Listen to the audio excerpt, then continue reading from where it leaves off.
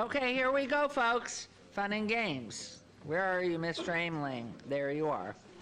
Okay, the May 18th, 2022 meeting of the Special Joint City Council and Redevelopment Agency Budget is called to order. The meeting has been properly noticed and posted in compliance with the open meeting law. These proceedings are being video recorded as well as presented live on KCLV, Cable Channel 2. You may also watch this meeting live on Apple TV, Roku, and Amazon Fire TV on the Go Vegas app. City Council meeting, as well as all other KCLV programming, may be viewed or reviewed on the internet at www.kclv.tv/live. The proceedings will be rebroadcast on KCLV Channel 2 and the web Wednesday of the meeting at 8 p.m., also on Friday at 4 a.m., Saturday at 7 p.m., Sunday at 7 a.m., and the following Monday at 5 p.m. For public comment related to items on the agenda, citizen participation, and public hearing items, we have available a speaker card which you may complete and submit to the city clerk up front. Cards are available in the clerk's office or at the rear of these chambers. If you do not submit a card, it does not prevent you from speaking under public comment, citizen participation, or specified public hearing items. If anyone's present today who has need for hearing impaired equipment, please come forward and see our city clerk's staff. Please note, if you parked in the parking garage across the street, a self-validation machine is located in the foyer between the council chambers. Security desk you walk through to enter the chambers. You must have your ticket with you to use the machine, but if you do not have your ticket, please see security personnel when exiting for a validation coupon. And so, this is item number 3, agenda item 3. Public comment during this portion of the agenda must be limited to matters on the agenda for action. The amount of time any single speaker is permitted will be limited. All comments made will be cross-referenced to those specific items. If anyone submitted a speaker card or wishes to speak under this portion of the agenda, please come to the podium, state your name for the record. It's your opportunity to address Council and Redevelopment Agency, but the Council and Redevelopment Agency are not able to respond or engage in dialogue. We'll set the time at 1 minute. Is there anyone brave enough to come forward? Seeing no one, we will close this public hearing and we will move on to agenda item number 4 and 5 together, which are both public hearing items. Item number 4, and I'll read them both. Discussion for possible action regarding fiscal year 2023, City of Las Vegas tentative budget, fiscal year 2023, City of Las Vegas final budget, including the 5-year capital improvement plan, all wards. Item number 5 is discussion for possible action regarding fiscal year 23, City of Las Vegas Redevelopment Agency tentative budget, fiscal year 2023, City of Las Vegas Redevelopment Agency final budget, redevelopment areas 1, 3, and 5, Councilman Knudsen and Creer and Councilwoman Diaz. And so, off we go. Good afternoon, Mayor and Council. Jorge Cervantes, City Manager. We're bringing forward for your consideration the final budget for fiscal year 23. On April 6th of this year, we brought forward the tentative budget, and similar to the tentative budget, what we're bringing forward to you today implements Council's priorities in the allocation of resources. It addresses some of the feedback that we heard from the community survey we did back in 2021, and it continues to restore some of the services that we had to curtail during the pandemic as we're trying to figure out what the revenue source was. So with that introduction, Gary and Susan are going to present what the changes are between the tentative budget and the final budget. Thank you, Jorge. For the record, Gary Aimling, your Chief Financial Officer. Good afternoon. Mayor Goodman, members of the City Council, and board members of the Redevelopment Agency. First off, I'd like to just give a quick thank you, as you did, Mayor, at the end of the council meeting, to all of the members of the Finance Department who worked so hard and throughout the 6-month or so period that this budget took to put together and bring to you before you today, as well as members of the city departments who each worked on the budgets as well as the time that you put into listening to the various sessions that we had to review the budget. I'll be sharing the presentation today with Susan Heltzley, the Director of Finance, and as well as Mike Jensen, the Executive Director of Infrastructure, and we'll be going through the budget materials as we did during the tentative budget back in April. And Mr. Ameling, tell us, because do you prefer us to wait till each piece is fully done for questions or as you go? I think we're happy to answer questions as you go, but it's up to you, Mayor. No, we're happy that's to do it fine. either way. So I just want to alert our council, because they ask, and I try to feel what's best, so please. So first up, just a quick overall summary of the budget. We think that the budget responds quite well to your City Council priorities of public safety, diversifying the economy, and healthcare. As we talked about during the tentative budget presentation, the public safety section includes a variety of public safety initiatives that we're adding to the budget for next year. We're adding, restoring 6 marshal positions that were reallocated to the MORE teams, and we're adding 4 additional marshals for Fremont Street Experience. We've also added corrections officers to restore the number of corrections officers up to the appropriate levels for the expected detention population. Moving forward, there is additional positions in the budget for municipal court marshals and communication specialists, as well as staffing to staff up the new Sky Canyon Fire Station, which is expected to open later next fiscal year. Under the diversifying the economy section, we do have various American Rescue Plan projects funded in this next year's budget. These are the ones that received allocation primarily both internally and externally, but there are some also American Rescue Plan projects that also fit well under some of the other council priorities as well. There's money in the budget for an arts district garage, money to bring up and start up the charter school, money for an additional mobile pre-K staffing, both teachers and teachers' assistants. Under the healthcare initiative, there's the expansion for the homeless services budget, as the new homeless resource center is now fully open. The wellness center and recuperative care center has received additional funding. We've put into the budget a new eviction diversion program that will follow up on the emergency rental assistance program monies that'll be running out here in the next few months. And then there's also money in the budget as part of a public-private partnership for a medical district garage office housing project. Also under internal support and other category, we've got new positions as well as positions that are being restored in the budget. We talked about those mostly last time. Susan, when she goes over the changes from the tentative to the final budget, will go over several additional positions that were recommended as part of the final budget. There's also additional dollars in the budget for hourly staffing, monies for cybersecurity, as well as restoring some travel and training budgets that have been reduced as part of the recession associated with the pandemic. This next slide talks about how we're doing this fiscal year. It's been a good fiscal year revenue-wise. Our overall revenues are expected to end the year about $59 million over budget. Most of that is in consolidated tax, and we'll talk more about consolidated tax in the next few slides. But we're also seeing a little bit of a over collection in the property taxes of about $2.4 million, business license fees about $3.7 million over budget. Franchise fees are a little bit under budget, about $2.5 million. Miscellaneous permits also a little bit under budget, and then other revenues also a little bit under budget. But overall, the total revenue picture is a bright one for this fiscal year. On the expenditure side, we're going to be about $6 million under budget as our estimate right now for year end. Most of that's coming from labor savings due to vacancies and overtime, and a little bit of savings on the non-labor side as well. Moving on now into fiscal year 23, some of the overall highlights, looking first at revenues.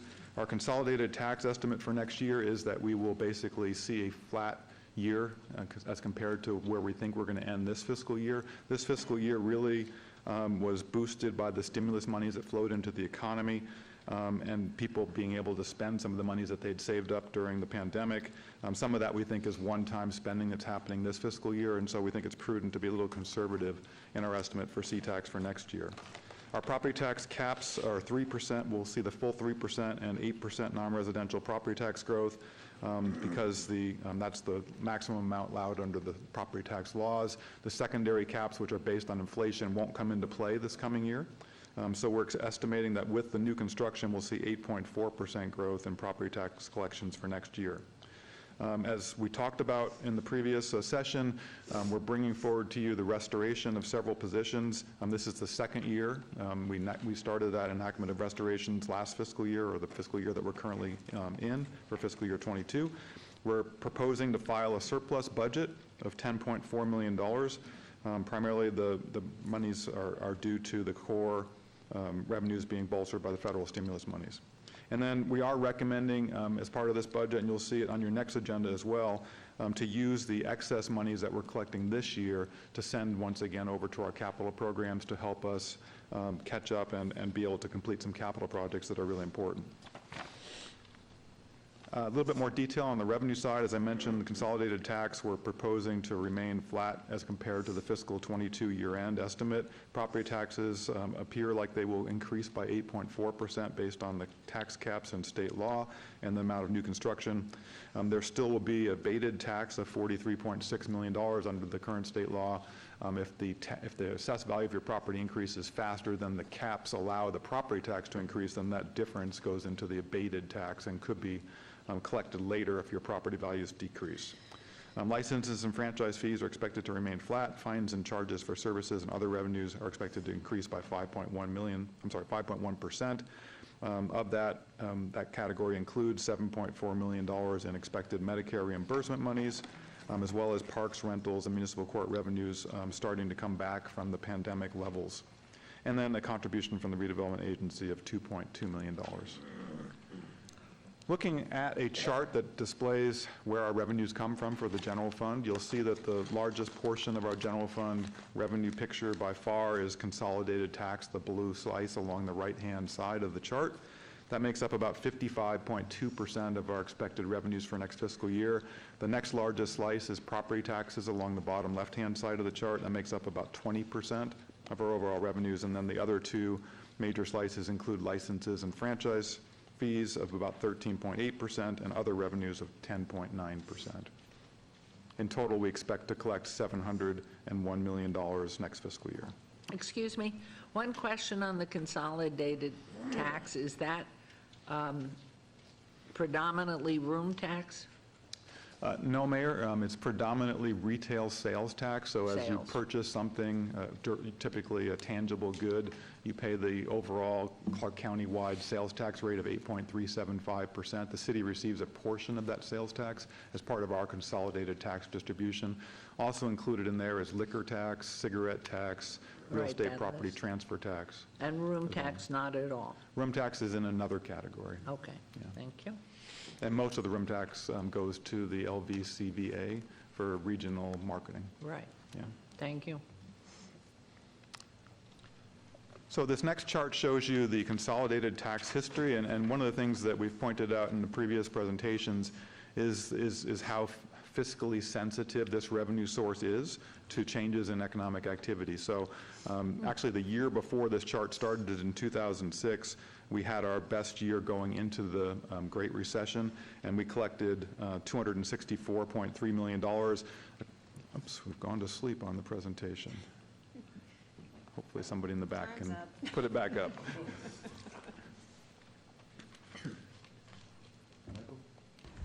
Jeff, can you wake up the presentation computer, please? Oops, I've been going back to slide one. Back to the bar chart. So let me jump forward. Here we go. There it is. So in fiscal year 2006, we had the best year prior to the Great Recession. We collected $264 million, and then we actually saw collections decline 4 years in a row down to $201.5 million. That was a $62.8 million decline, or 23.8%. What was interesting about it was obviously it was very painful because we had to reduce city services. But it took so long to come back to the level that we were at previous to the recession. It took until fiscal year 2016 to get back to where we were, so it took a full 10 years to get back to that previous level. If you look at the right side of the chart, you'll see a small dip in actual collections in fiscal year 2020 as compared to fiscal year 19. That was the decline due to the pandemic, and we had feared that that was going to be deeper and longer, but because of the federal stimulus monies, we actually collected as much as we had previous to the pandemic the following fiscal year. So it took 1 year to come back. Now we are starting to see some signs that there may be a recession coming on the horizon, so we're keeping a very close eye on that, and that's the primary reason why we think it's prudent to keep our fiscal year 2022 and 2023 C-tax estimate a little bit conservative, and so that's why we're estimating no growth for fiscal year 23. On the property tax slide here, you see a similar story going into the Great Recession. The yellow part of the bar at the bottom is the part that the city actually collects. The green part of the bar at the top is what I referred to earlier, which is the abated property tax. That's the part of the property tax bill that does not get collected. So in the bottom part of the chart, we collected our maximum amount previous to the Great Recession of $134.7 million in fiscal year '09. We then declined several years in a row, and it won't be until next fiscal year that we actually get back to the level that we were at in fiscal year 2009. So it's 14 years later. So some of these economically sensitive revenues are really important to keep an eye on because, as you saw earlier, they make up 75% of our general fund revenue picture, but they're very sensitive to changes in the economy. So we have to be somewhat cautious when we budget how we spend these monies. So with that, I'm going to turn over the next section of slides to Susan Heltsley, our Finance Director. Thank you, Gary. Good afternoon, Madam Mayor, fellow council members. I would like to take a moment just to have a shout out to my fine finance team, my budget people, led by Quinn. We have Quinn, Paul, Tom, Christian, Kathy, and Jenny, who help quite a bit on this. In fact, they do I would say the majority of the heavy lifting from tentative to final. Also on capital and the system side, we have Gail, Billy Joe, Eric, Barb, and Therese, and I would be very remiss if I did not mention my Deputy Director, Abby, who kind of takes over while we're all working on budget, and she's right back there. So thanks, Abby. So getting into our expenditure assumptions, as Gary mentioned, we have a restoration and council priority areas, the collective bargaining agreements. Those are approved. We've got PPA approved through 6/30/25. We're still working on IAFF, POA, and COA. And Metro, their increase actually decreased down to 1.24%. It was at 4.29 when we had the tentative. They went back to work, found some more revenue, did some things to kind of reduce our participation, and it went down to 1.24%, which saved us $4.6 million. So moving on to the next slide. So again, our restoration and county priority areas. Gary kind of touched on these, our marshals and our communications specialists in DPS. We've got additional marshals to patrol Fremont Street, restoration and DPS of 10 correction officers for the detention center. We are adding 1 animal control officer, and we'll be adding another one in FY24. Good. Restoration in the development service areas to support business and development, and restoration of citywide support activities.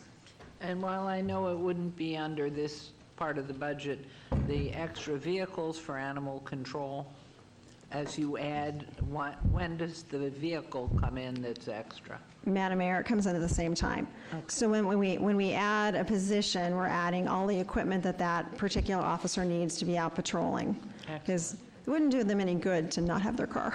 No, you could ride in tandem. Yeah, true. Do that. I think it's 1 per vehicle for the animal officers.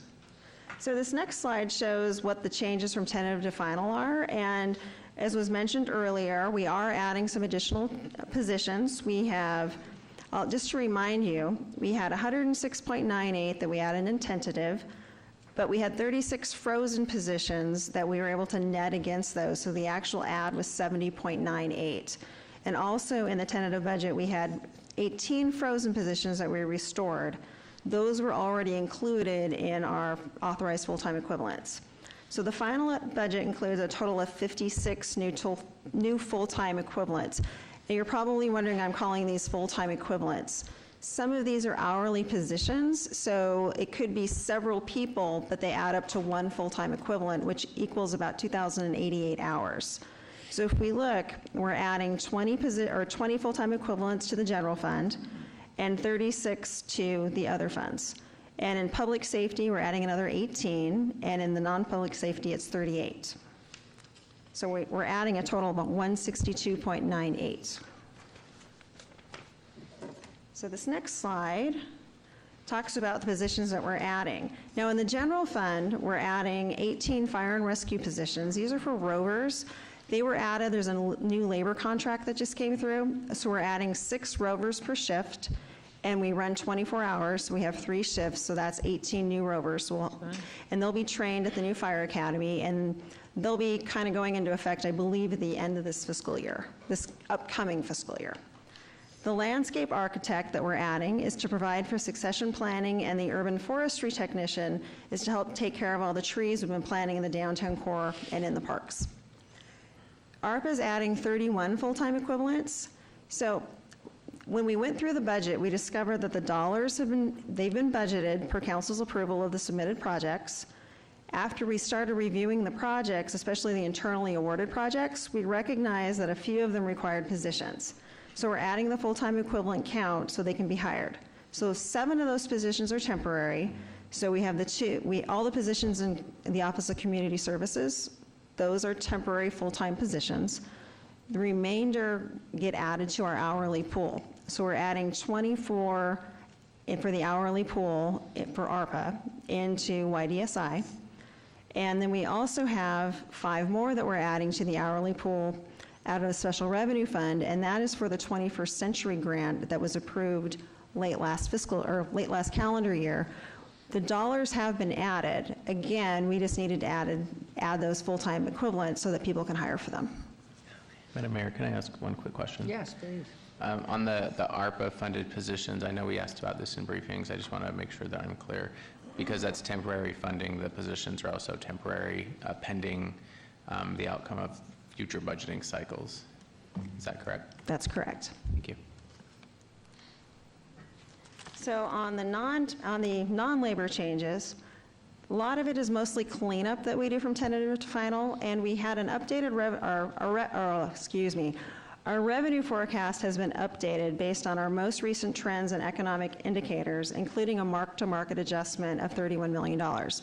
Now, this mark-to-market adjustment is something that's required of us by the Governmental Accounting Standards Boards, and it's always a paper adjustment. So with the economy being the way it is, with inflation rising, what happens when the inflation rises, the bond rates go up, but we're holding our bond rates at a lower rate, so our bonds are worth less on paper. So it's actually a $31 million reduction, and the capital funds took the majority of that hit. I believe general fund was about $3 million of that, and it's spread between FY22 and FY23. We also reevaluated our salaries and benefits on our most recent staffing changes. So we do a final push right before we do final, because there's always a lot going on in our salaries and benefits. We have people that have been hired, we have people that have transferred, or they've got a promotion, so we want to make sure we're getting the most up-to-date data when we go through on the final budget. We're also adding some marketing expenses of $100,000. Speaking of inflation, we're adding another $580,000 across all funds to cover higher fuel prices. We're adding $420,000 for charter school facilities, maintenance costs. When we have our building, we need to take care of it. We're adding $125,000 for neighborhood cleanups. We're also adding $1.6 million in revenue expense for the new ambulance services model. There was the increase in the Metro contract ended up being lowered by $4.6 million. We added $70 million to the Civic Plaza capital project supported by bond proceeds so we can fund the build-out of both buildings.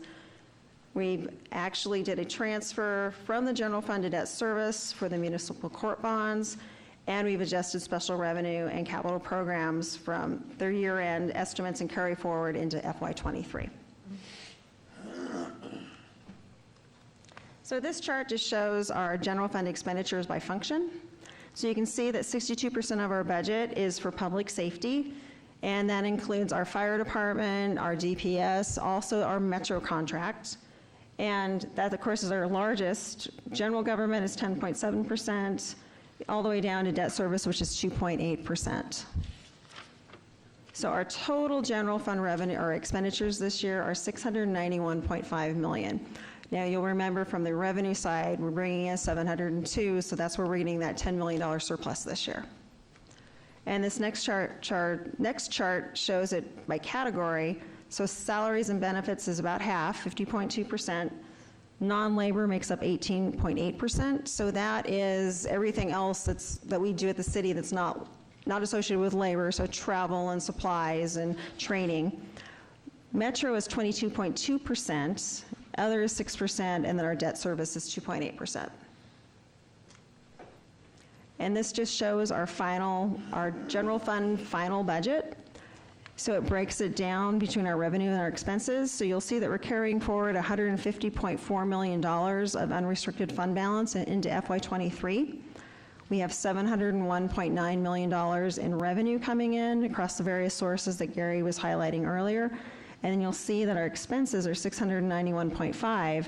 We're planning on moving about $40 million into our capital program next year. And our debt service is about 19.3. So any questions so far? I think everybody's good. Thanks. Okay.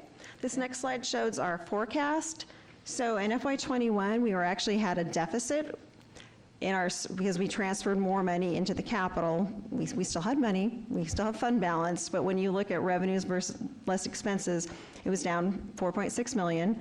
In FY22, it was down 18.4. Moving forward, we're going to see surpluses in the next 4 fiscal years of 10.4, 23.3, 16.1, and 5.2 million. And then in those outgoing years, we may see some deficits. But again, as Gary was saying, we are very, very conservative when it comes to forecasting our revenue. So our expenses generally in those outgoing years will grow faster than revenue. But as we get closer to those years, we can take a look and see where we are. And I'm going to turn it over to Mike Jansen on the capital improvement plan. Thank you, Susan. For the record, Mike Jansen, Executive Director. Madam Mayor, members of City Council, I'm pleased to present to you today our FY23 Capital Improvement Plan. And I have to tell you, this is really one of those plans that only happens with a full team effort. Many of the folks that everyone's mentioned that helped put this together, it's all the department directors in the city that identify needs on the capital side of the fence and bring them forward, and then we look to see what does the funding allow for, what can we cover. But it's also throughout the year, all the meetings we have together in your office, on a ride-along, at a neighborhood meeting, those things that come up from a capital perspective, and ultimately we try to get as many of them on the plan as we can, and that's what you're going to see today. And so on this first slide, just kind of a quick recap of the types of funding that we get, and some of them are restricted. And so the first one is that room tax, and that room tax is a specific allocation that can only be used for transportation and roadway improvements. And so you'll see those types of projects on the capital funded by that allocation. The 5-cent ad valorem is a property tax that has a restriction that it be used to upgrade or improve city facilities. So again, a restricted amount for those types of projects. The annual Medicaid reimbursement, this one doesn't have a restriction per se, but we use these funds largely to replace the fire department's fleet needs. So most of these funds go towards fire department apparatus. These funds largely come from transports, so the nexus is there, the mileage, wear and tear on those vehicles, we put the dollars back into it for that service. The Southern Nevada Public Lands Management Act, this is, as we've talked many times on the SNPMA funds, has been that cash cow for us since it was created in 2002. And where, again, these funds come from is all the federal land that's sold in Southern Nevada.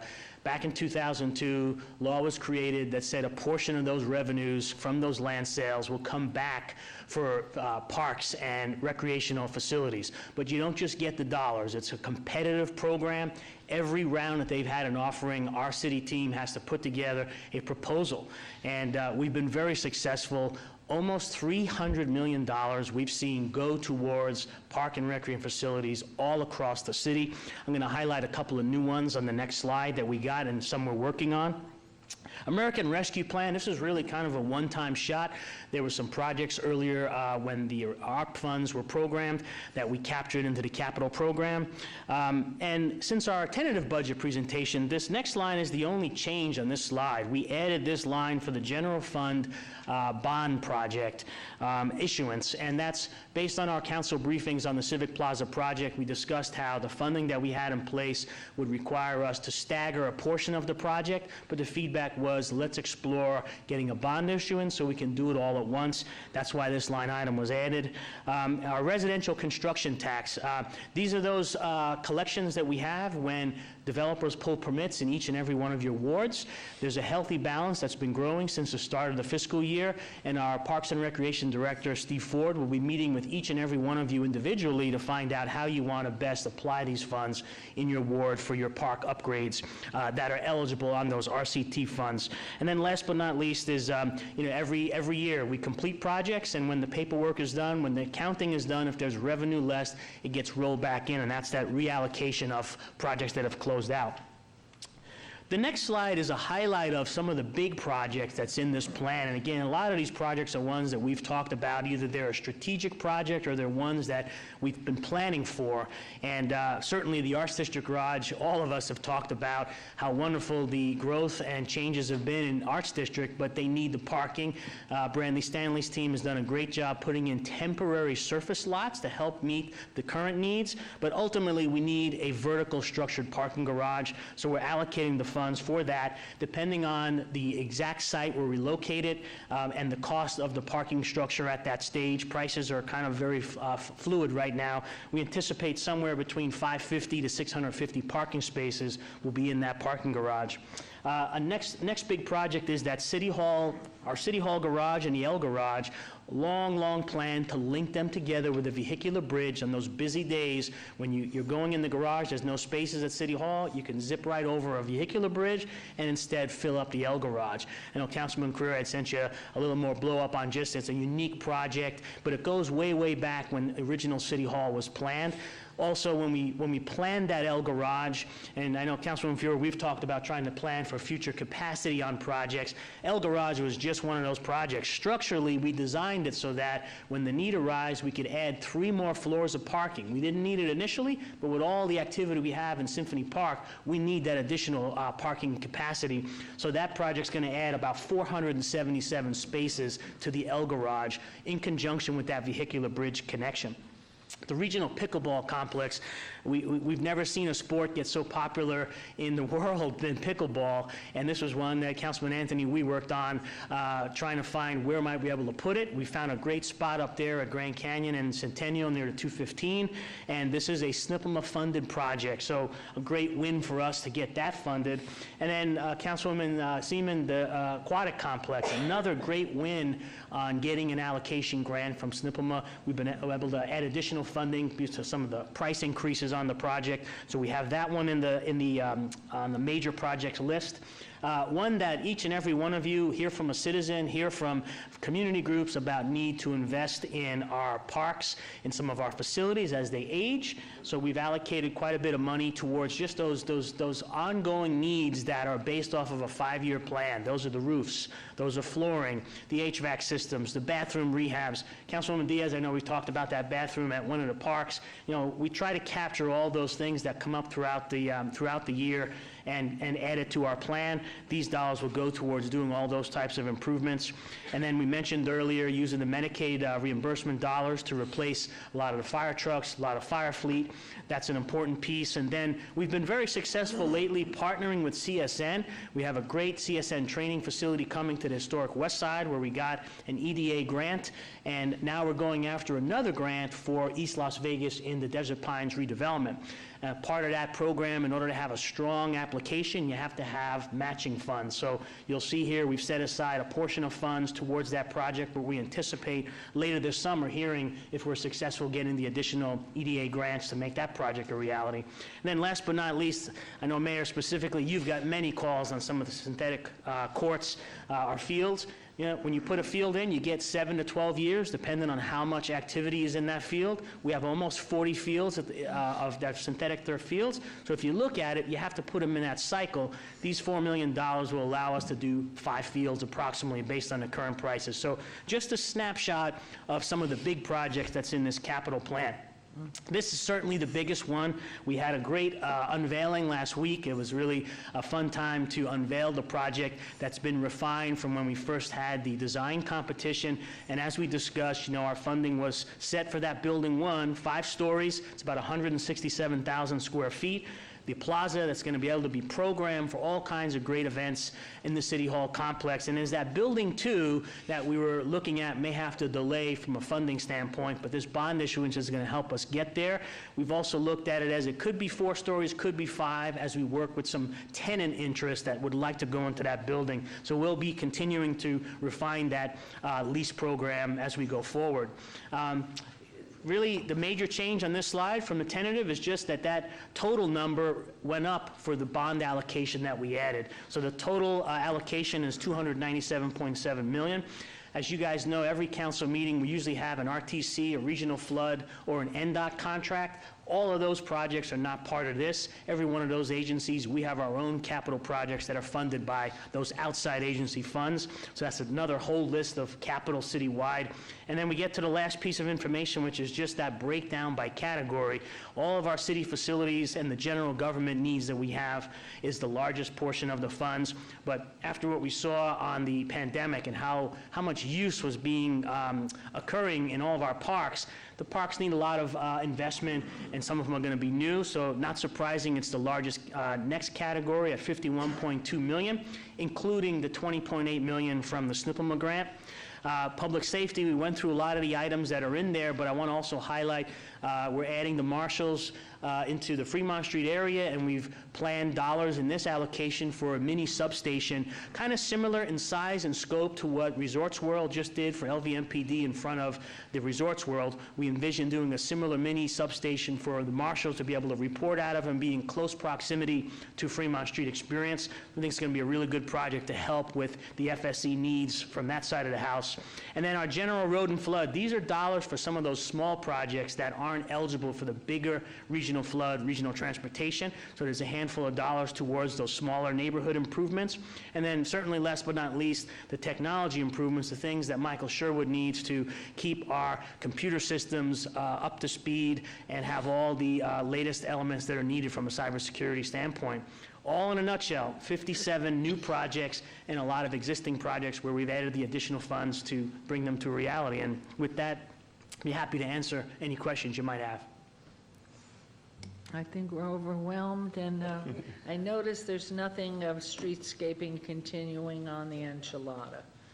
Is that at a pause? And where would, that went to 13th Street? Where did the Enchilada stop? Mayor, we go to 15th Street. So the Enchilada was Las Vegas Boulevard to 15th Street, and it was, the envision of it was as we took over that portion of Fremont Street and growth continues east, we would look at potentially some future phases, but we always looked at what's been built from Las Vegas Boulevard to 15th as the primary core area of Fremont East, and certainly on our master plan, on our 20-year master plan for roadway investment, we'll certainly look for those opportunities to extend the improvements further east as that area sees additional redevelopment. And Mayor, the reason we wouldn't see it on this is because we funded that portion with Regional Transportation Commission's part of their Complete Streets program. So in the future, as we expand that, it won't really hit our general fund. We'll be able to get Regional Transportation Commission funding to continue that program forward. Wonderful. Good. Wonderful. I think we're just excited. Thank you, Mike. So the next section of our presentation, we're going to get into the redevelopment agency budget. As you know, this is a joint meeting of the City Council and the redevelopment agency board, so take one hat off and put the other one on. So the redevelopment agency slide gives you a little bit of information about how we expect to be on the tax increment financing revenue collection piece, which is a main funding source for the redevelopment agency. The assessed value increases over the last several years are shown on the top bullet. 5.2% growth in fiscal year 21, followed by 7.9% growth this current fiscal year. We've got the numbers in from the state and the county, and it looks like we'll see a 14.3% growth for next fiscal year. That would translate into a 17.2% growth in our tax increment revenue collections. That allows our redevelopment agency to continue efforts working to help foster development of the Las Vegas Medical District, trying to continue to be a partner for the 100 Plan in Action, working towards Symphony Park development. As you know, there's several projects going on and coming up. The Arts District Garage, which Mike mentioned, the redevelopment agency will contribute about half of the funding for that garage. This next budget. They'll continue efforts with the visual improvement program. We did put into the budget for the redevelopment agency a $20 million bond issuance for potential development partnering up for Cashman redevelopment. And then there's the continuation of the city contribution of $2.2 million for next fiscal year, as well as the continuation of City Hall Park development efforts.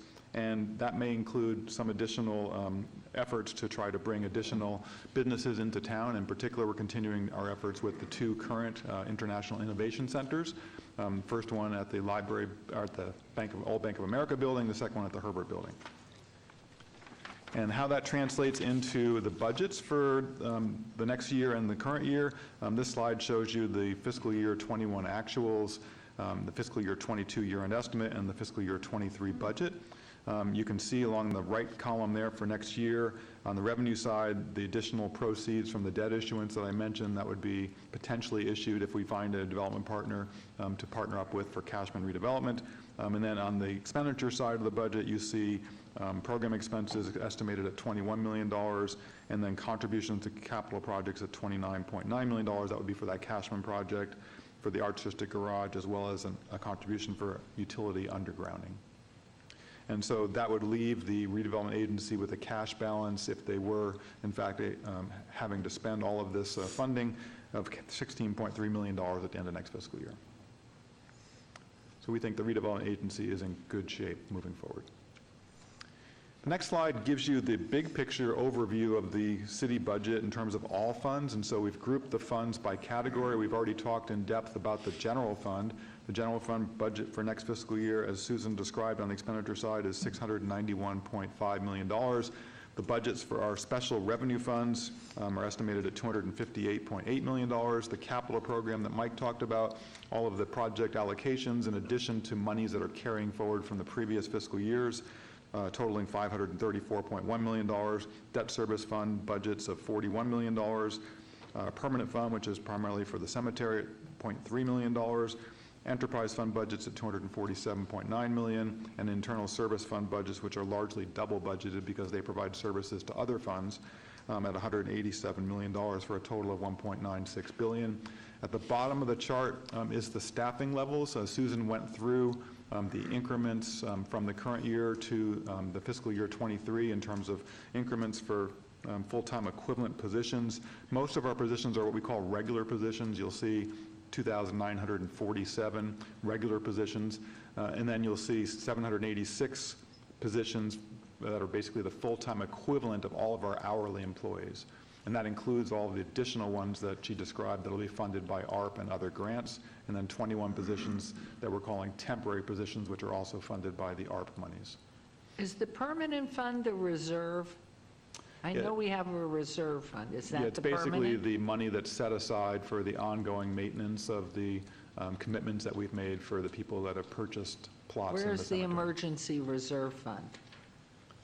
No, the fiscal stabilization fund? Yeah, yeah. Yeah, that is actually... Rainy day, whatever. That is in the special revenue fund line, Mayor. Okay. Yes, please. No, I said good question. Oh, yeah, because we did pass that, I know. Okay, So we thank you. display it as part of the special revenue fund. It's the fiscal stabilization fund. Okay. And it has about $60+ million in it. So some of the key budget takeaways, we have seen revenue growth that was better than what was anticipated at the onset of the COVID-19 pandemic. We think that that was largely fostered by the federal monies that has helped stimulate the local economy. So we're cautious on moving forward with a fairly conservative estimate of some of our revenues for next fiscal year. As the city manager mentioned at the beginning of the presentation, we're taking a strategic phased approach towards restoring services. This will be the second year in fiscal 23 that we're doing that. In fiscal year 22, the current year, we started that process. We're going to continue to carefully monitor our revenue and economic trends. We think the budget responds appropriately to your council priorities of public safety, healthcare, and diversifying the economy, and we will continue to carefully monitor our vacancy management.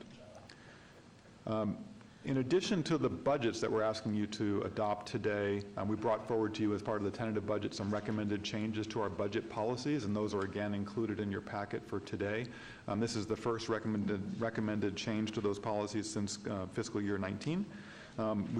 We put some clarifying language into the budgets, positions, personnel, capital, and revenues sections that we thought was better language and helps to update the language more in line with best practices.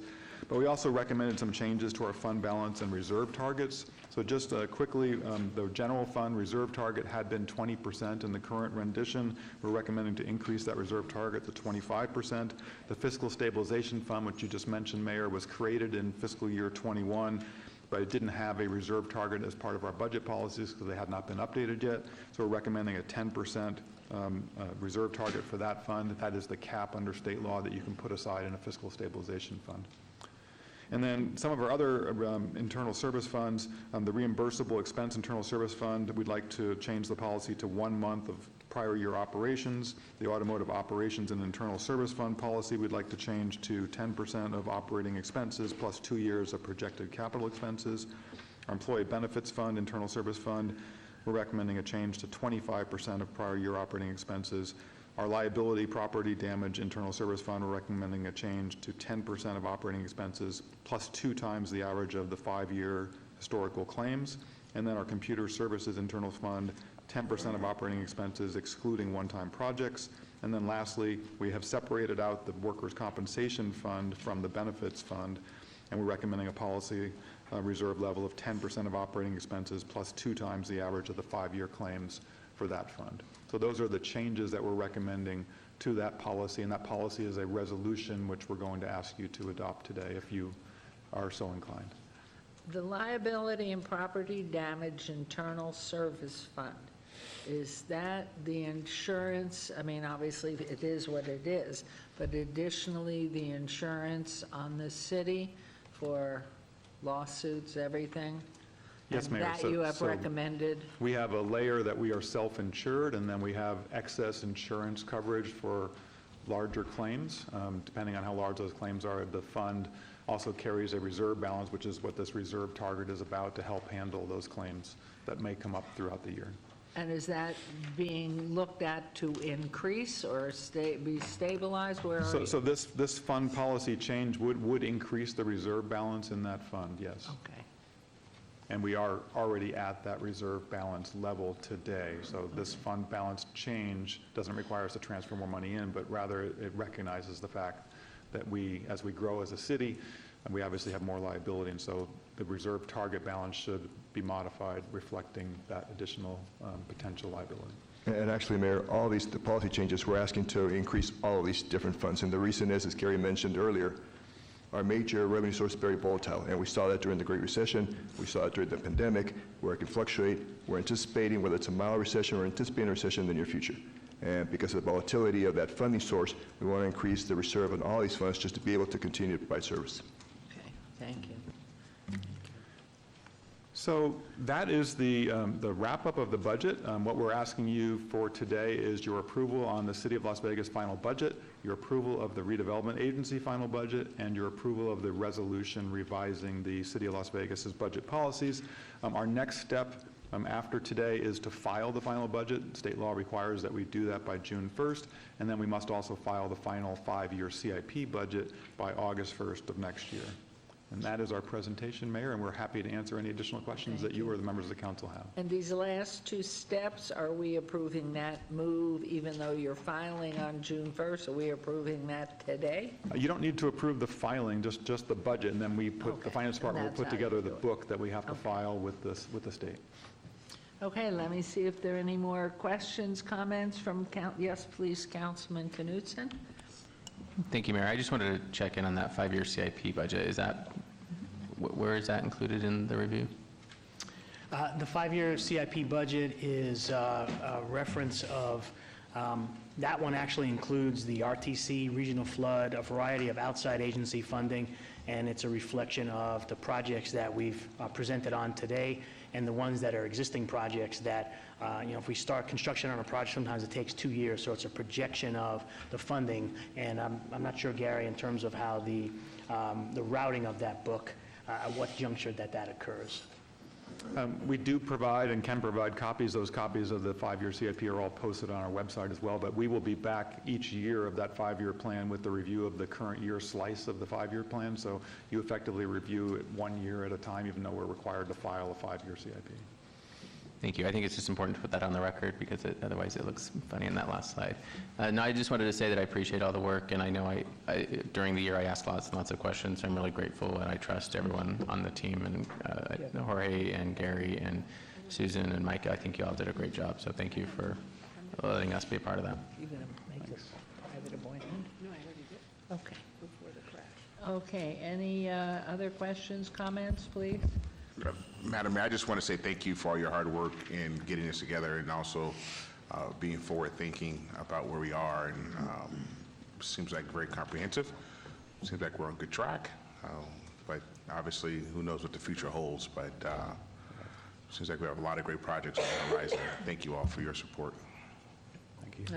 It's remarkable, I really think, the amount of detail that you've provided us all as asked, and what you have created here in this very volatile world in which we live. And so how do you know what you're doing when you go out the door every day? Yes, Councilwoman. Thank you, and I'm so grateful we went over this before the crash. So I just want to thank you for the time you spent with our staff and going over this. And I also have to say, after doing this with you for 5 years, it was so much easier this year. So thank you. You're welcome. Great, all right, so are we ready for a motion, or, yes, Councilwoman? Thank you, Madam Mayor. I just want to say I know this is a massive undertaking to get the budget put together. I want to thank everyone in the finance department, but I want to thank the dream team here for the City of Las Vegas that have been presenting on it, because you really did take our feedback and you went and you found whether it was fiscally viable or not for us to augment certain areas to provide better services for our residents. So I just want to thank you for that flexibility and for really taking a look at what was possible. Okay, we are in a public hearing. Is there anyone from the public who has any questions, comments, or input? And Mayor Jeff Dorkak, Assistant City Attorney, in addition to that, why don't you go ahead and read number 6 into the record, and then after you close the public hearing, you could take 3 separate motions and votes for 4, 5, and 6, but go ahead and read 6. Okay, what a good idea. Thank you. With agenda item number 6, having read 4 and 5, resolutions R23-2022, discussion for possible action regarding a resolution adopting the budget policies upon which the city budgets are based. And so we will now move forward one at a time, unless any of you, any other comments? Do you get a vacation now? I will be on vacation at some point, but I just got back from vacation actually last week. I'm not so talking permanently. I'm all vacationed up at the talking moment. right now. You've had a great time, and Susan, thank you so much. Okay, so I'm going to close the public hearing. And Mayor Pro Tem, how are you on a motion for item number 4? All right, I'll make a motion to approve under item 4 the fiscal year 2023 City of Las Vegas final budget. Okay, there's a motion. Please vote. I'm going to do this audibly. I got myself. Thank you. Thank you. And that motion carries, I know, unanimously. There it is. Excellent. And Mayor Pro Tem on agenda item 5, please. Agenda item 5, I will make a motion to approve the fiscal year 2023 City of Las Vegas redevelopment budget. Councilwoman Seaman, aye. Okay, there's a motion. Please vote, unless our little... Okay, how about an oral vote? Aye. Aye. Unanimous, thank you. It's alive? Now, if Mr. Sherwood's listening, he may just have lost some funding. He's leaving. Look at that. No, this one's on me, Mayor. I'm sorry. It's all right. From here, you can't see, so it's wonderful. Mayor, we are going to have to take a verbal vote. I'm sorry. Okay, so I thought we did, let's do it again. I think we all did an oral vote. So, wonderful. And I said aye as well. And one more time, if you would, please, Mayor Pro Tem, this is agenda item 6. Thank you, Mr. Dorkak. I will move on agenda item 6 to approve the resolution adopting the budget policies upon which the city budgets are based. Aye. Okay, there's a motion. Let's see if the magic's there yet. The magic is not there, you'll have to vote verbally. Okay, oral vote, please. Aye. Unanimous? Thank you. And now you're coming back. It's your baby and trained to you, I guess. Ms. Campbell didn't have the touch. Okay, so they pass unanimously. Thank you all. We cannot go. We have another public hearing. Okay. Thank you so much. Thank you. We are into our last public participation. Public comment during this portion of the agenda must be limited to matters within the jurisdiction of the City Council and Redevelopment Agency. No subject may be acted upon by the City Council or Redevelopment Agency unless this subject's on the agenda is scheduled for action. If you wish to be heard, please come to the podium, give your name for the record, the amount of discussion on any single subject, as well as the amount of time any single speakers allowed may be limited. Is there anyone wishing to speak under this portion of the agenda? Hearing and seeing no one, this special joint City Council and Redevelopment Agency budget meeting is adjourned. Thank you all. Now everybody may go. There we go.